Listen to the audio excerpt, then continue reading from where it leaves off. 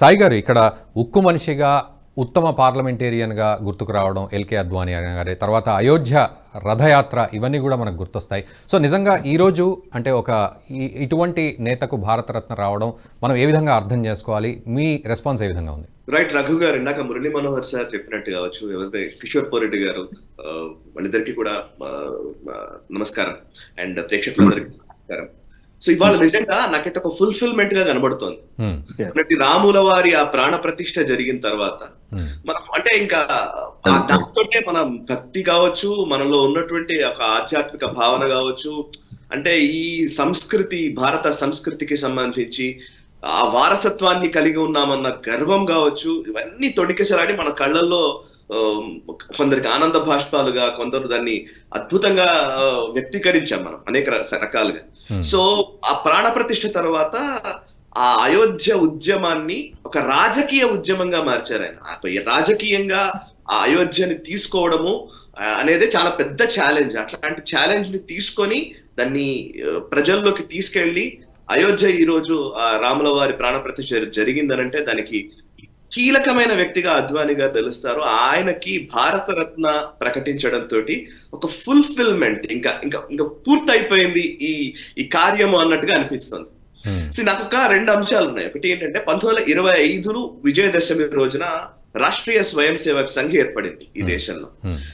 RSS ఏర్పడిన 1925లో ఏర్పడితే సరిగ్గా మనం 2024లో ఉన్నాం. ఇంకో సంవత్సరం అయితే 100 సంవత్సరాల వేడుక ఆర్ఎస్ఎస్ జరుపుకోబోతోంది. అండ్ 1927లో ఎల్కే అద్వానీ గారు జన్మించారు. సో సుమారు ఆర్ఎస్ఎస్ పుట్టినప్పుడే ఆయన జన్మించడం కూడా జరిగింది. సో ఆయన భారతరత్న పురస్కారాన్ని పొందుతున్న ఈ క్రమంలో మనం ఉన్నాం. సో రాష్ట్రీయ స్వయం సేవక్ సంఘ్ ఎదుగుదల, దాని పరిణామ క్రమం మొత్తం కూడా ఒక రాజకీయంగా భారతీయ జనసంఘ్ కావడం కావచ్చు, భారతీయ జనతా పార్టీ రూపంలోకి రావడం కావచ్చు. ఈ రోజు భారతీయ జనతా పార్టీ 2 సార్లు పూర్తి మెజారిటీని సాధించి అధికారంలోకి రావడము.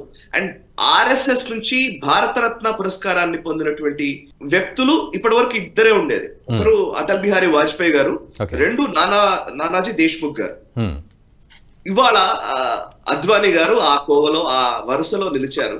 సో ఒక రకంగా చెప్పాలంటే ఎన్నో సంవత్సరాల త్యాగాలు ఆర్ఎస్ఎస్ ప్రచారకులు లేకపోతే వాళ్ళ త్యాగాలన్నింటికీ ఇది ఒక ఫలశ్రుతి లాంటిదేమో అని నాకు అనిపిస్తుంది. ఒక రకంగా చెప్పాలంటే అఫ్ కోర్స్ అది ఇంకా కంటిన్యూ అవుతుంది, ప్రయాణం ఇంకేం ఆగిపోయిందని కాదు. బట్ స్టిల్ అద్వానీ గారికి ఇది ఇవ్వడం అంటే భారత రత్న ఆ పురస్కారాన్ని, అత్యున్నతమైన పురస్కారమే ఆయనకు దక్కాలి అంతే. ఆయన జీవితం మొత్తం దేశం కోసమే అంకితం చేశారు.